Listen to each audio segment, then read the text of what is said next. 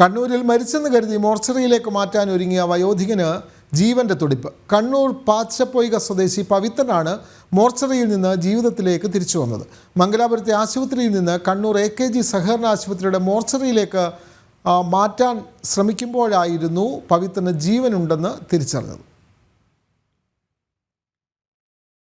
കേൾക്കുമ്പോൾ ഏവർക്കും ഒരു അത്ഭുതമായി തോന്നാം. മരണത്തിൽ നിന്ന് ജീവിതത്തിലേക്ക് ഒരു തിരിച്ചുവരവ്. വെന്റിലേറ്റർ മാറ്റിയാൽ മരണം ഉറപ്പ് എന്ന് പറഞ്ഞ് മംഗലാപുരത്തെ ആശുപത്രിയിൽ നിന്ന് നാട്ടിലേക്ക് കൊണ്ടുവന്നതാണ് പവിത്രനെ. വരും വഴിയിൽ ശ്വാസമെടുക്കുന്നത് കാണാതിരുന്ന ഒപ്പമുള്ളവർ കരുതി മരിച്ചെന്ന്. മരണവിവരം നാട്ടുകാരെയും വീട്ടുകാരെയും അറിയിച്ചു. പത്രത്തിൽ ചരമവാർത്തയും നൽകി. സംസ്കാര സമയവും തീരുമാനിച്ചു. എന്നാൽ നിയോഗം മറ്റൊന്നായിരുന്നു. മോർച്ചറിയുടെ തണുപ്പിലേക്ക് മാറ്റാൻ ഒരുങ്ങുമ്പോഴാണ് പാച്ചപ്പൊയ്ക സ്വദേശി പവിത്രന് ജീവനുണ്ടെന്ന് സെക്യൂരിറ്റി ഗാർഡ് തിരിച്ചറിഞ്ഞത്. മരിച്ചെന്ന് പറഞ്ഞതും മോർച്ചറിയിലേക്ക് മാറ്റാമെന്ന് പറഞ്ഞതും ഒപ്പമുണ്ടായിരുന്നവർ. ആ സമയത്ത് ആംബുലൻസ് തുറന്ന സമയത്ത് എന്തോ ഒരു കൈ ഇതുപോലെ അനങ്ങുന്ന പോലെ ഒരു സംശയം തോന്നി.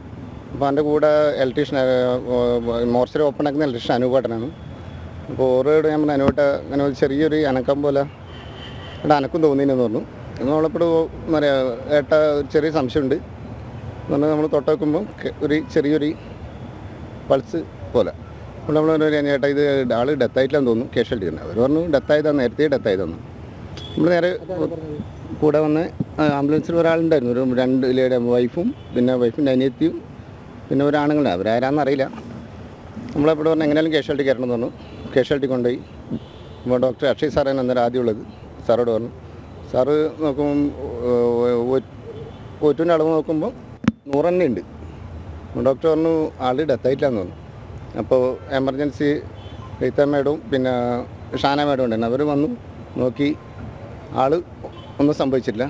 തൊട്ടു വിളിച്ചപ്പോൾ ആളെ പേര് പറഞ്ഞു. എന്നാൽ പറ്റി വെച്ചു. അങ്ങനെ ഒന്നും പറയാം ആ ഒരു ശബ്ദത്തിൽ അങ്ങനെ പറയുന്നത്.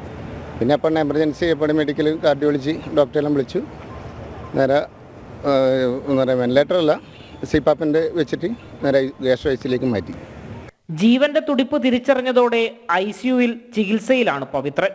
അതിനിടെ മരണ സർട്ടിഫിക്കറ്റ് കിട്ടാതെ എങ്ങനെയാണ് ഒരാളെ മോർച്ചറിയിൽ പ്രവേശിപ്പിക്കാൻ സാധിക്കുക എന്ന ചോദ്യം മാത്രം ബാക്കിയാകുന്നുണ്ട്.